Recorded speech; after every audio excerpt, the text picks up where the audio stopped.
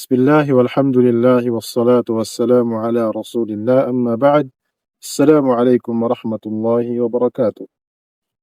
Mga kapatid, malinaw sa Quran at sunod ng Propeta sallallahu alaihi wasallam ang panawagan sa mga tao na magkaroon ng mabubuting asal.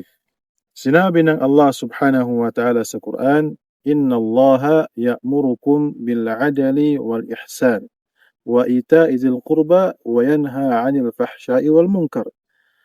Katotohanan na si Allah subhanahu wa ta'ala ay nagutos ng katarungan at kabutihan at pagbibigay sa mga kamag-anak, at siya rin ay nagbabawal sa mga kalaswaan at mga kasamaan at pang-api. At sinabi ng Propeta sallallahu alaihi wasallam, "Inna khiyarakum ahasinukum akhlaqa."